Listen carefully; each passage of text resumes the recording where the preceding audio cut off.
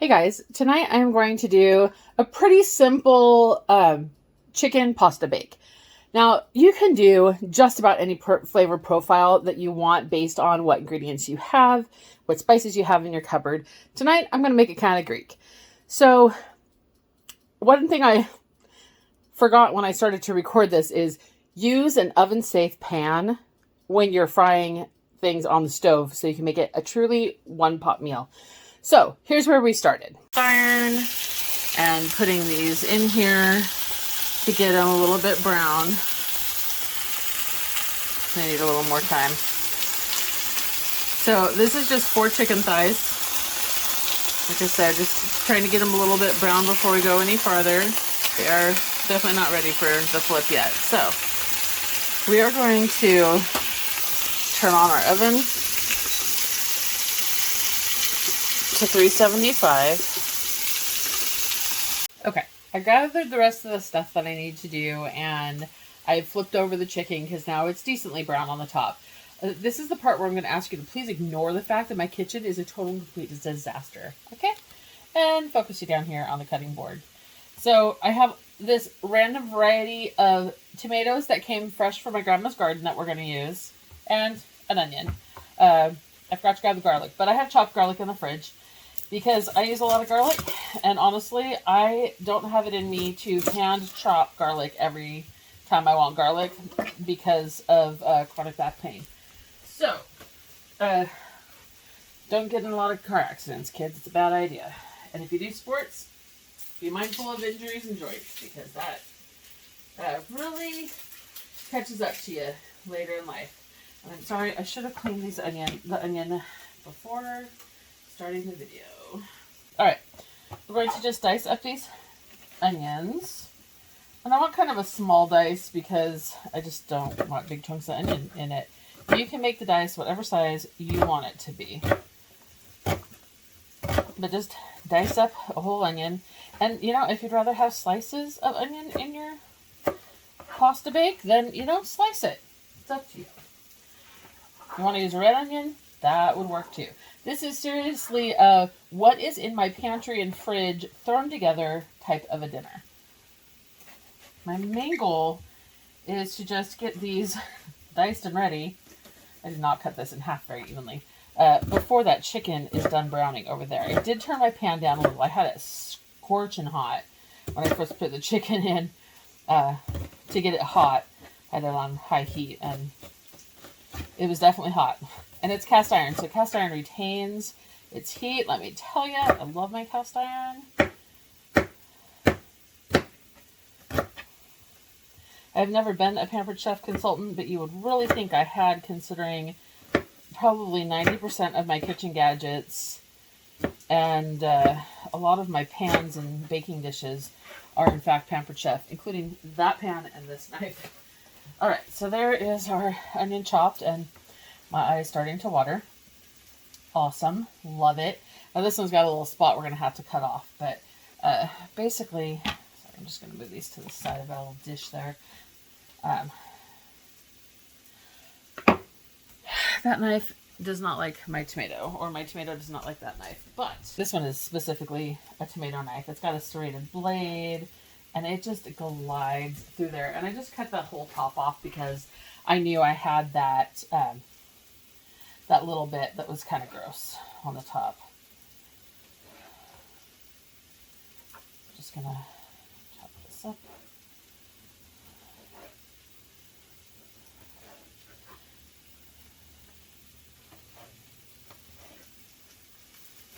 Probably speed up this part of the video just because, you know, it's boring to watch somebody sit here and chop up a tomato or 6. Okay, so the chicken got done, and what I just did was I just put that whole diced onion in here and added, honestly, a couple tablespoons of garlic because I really like garlic and I have no problems having a very, very garlicky meal. So we're going to get that sauteed out and just kind of get those clear. And I didn't add anything else to the pan. It's literally just any fat that rendered out of the chicken and the oil that I had put in there to cook the chicken. And I am going to finish chopping those tomatoes real quick. Okay, I can't get this to tilt down any farther without accidentally pushing buttons on my phone. But the onions are pretty well browned over here. So what we're going to do is throw in all the tomatoes that we diced up. And yeah, I diced them all. It's a good amount of tomatoes. Just kind of get those going in there. Thank goodness for flexible cutting boards, because that allowed me to keep the drips from going all over my kitchen. Alright. Oh, good. The fridge is dirty right next to this stove. Well, if that isn't a normal occurrence, I don't know what is. Again, please ignore the fact that my kitchen is not spotless. Most days I do not have the strength and energy it takes to do both. Now, apparently that really cooled down my pan. So we are going to turn it back up a bit. Make sure we get this really going. And I just have a Greek or Mediterranean seasoning mix, because although I probably have all the correct ones, you know, let's face it, this is easier. And we're going to put a generous helping of that on there. This does not, however, have salt or pepper. So we are going to grab the salt and pepper.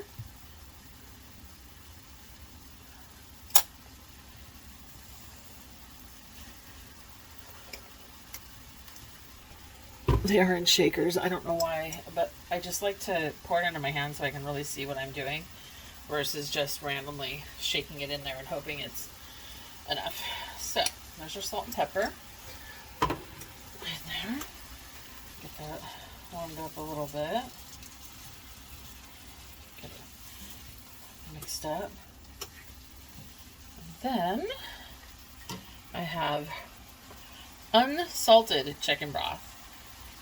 If you have low sodium or sodium or like regular chicken broth, just, you know, make sure that you adjust your salt appropriately. And I'm going to use about half of that in here. I'm going to get that stirred up real good. It'll also help get the herbs spread out throughout everything. Because now what we're going to do is we're going to take a box of pasta.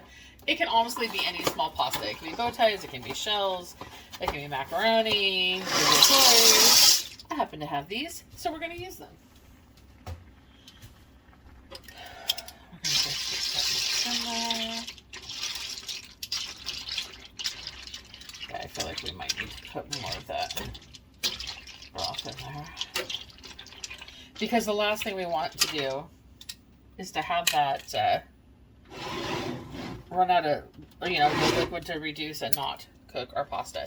You know, I'm going to go ahead and stick the whole thing of broth in there. Because like I said, I really do want that to get cooked. Okay, we're going to get this going a little bit.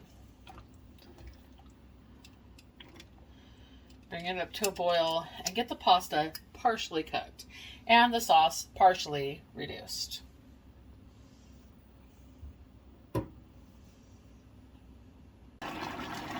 Okay, it's been simmering for, boiling really, for about 5 minutes. I just wanted to get the pasta almost al dente, but not quite.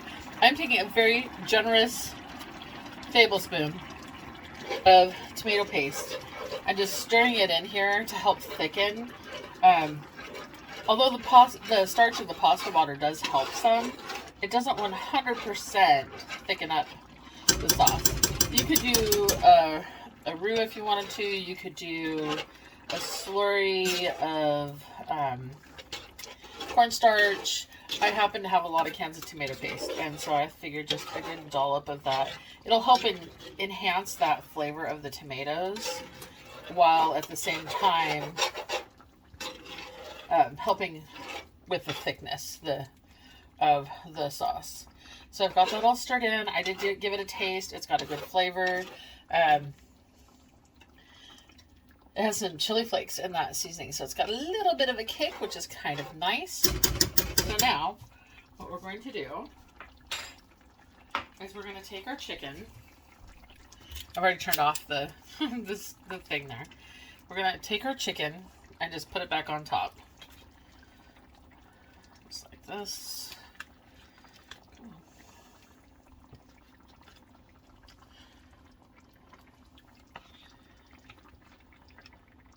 A couple of little nuggets that fell off, but we'll make sure they get in there too. And then we are going to add our feta. This is a 6-ounce container of crumbled feta. I actually do wish I had a bigger container, but I don't. So if there's kind of the bigger chunks, I tend to try to make them a little smaller as I crumble it on here. Now, if you wanted to do a different flavor profile, which originally I was going to until I remembered I had this feta that needed to be used, you could put cumin and cilantro and oregano and some like chili powder, chipotle, green chilies if you have them, and like cotija or, you know, cheddar, Monterey Jack, whatever kind of cheese you like with your tacos, and make it like a taco skillet, you know, a taco chicken skillet. We're almost down to the, I don't know why it's always like this. You always have a couple of good sized chunks right on top that make it pretty. And then there's always these tiny ones, tiny little pieces, like most of the rest of the container. Although I do think I see a couple of good sized ones. The main goal here is just to make sure that it's well spread out around. And I just don't want any huge chunks because I want them to be able to kind of melt in and help make that sauce even more creamy. But yeah, there we go. That's pretty well spread around, and most of the big chunks have been taken out of it. There's just a little bit left in here. Really want to make sure we get the most out of our container of cheese. All right, so if you didn't want big pieces of chicken to eat, you could just as easily shred that chicken, dice that chicken while you're cooking the pasta and the sauce up, because that would also be really good if you just don't want the big pieces of chicken. Now what we're going to do is we're going to take this and stick it in the oven for about half an hour. Okay, it has been half an hour and this is how our bake looks now. I'm going to grab a nice chicken thigh here. Okay, that is a very small thigh. Where are those little nuggets? There's a little nugget. Another little nugget there. Put those together. I actually need to make 2 plates anyways, so I'll grab the other. A good sized thigh right here. Put it on the plate as well. Now, I did realize that I had Kalamata olives in the fridge. Some sliced Kalamata olives in the fridge. Just gonna put 2 thighs on each plate there. And they're sliced in half. So what I did was I drained them and just kind of let them get up to room temperature a little bit. And I'm just going to throw those on there. Now, those could have very easily gone in earlier if I had remembered I had them. I did not remember I had them. But I wanted to stir this anyways, kind of distribute that cheese. So, a spoon here. And we're just going to stir this up. Usually helps if you remember to hold on to one of your pot holders, right? Just give this a quick stir. Now, if you notice, there is very, very little liquid left in this pan, which is exactly what we wanted. We wanted that to kind of evaporate, thicken up, be absorbed by the rest of this pasta. So here we go. Let's get some of this out here. Just put it on the plate. Have it. Chicken thighs and pasta made in under an hour, including prep time. It is a little bit tedious getting those onions and tomatoes diced. Honestly, if you have a can of diced tomatoes, you could use that instead of fresh. It really is something that's easy to kind of manipulate with what you have on hand. And let's see how this tastes. Here, I'll grab one of those little nuggets of chicken. It's nicely done. There is little bits of garlic and cheese on top. It's kind of cool. That's pretty good. And we'll grab our pasta here. This little fork full with an olive, a piece of pasta.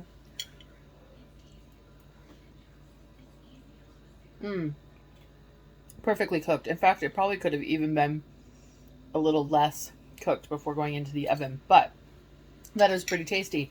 If you have a little more feta, you could probably sprinkle some on top to finish it off. We don't.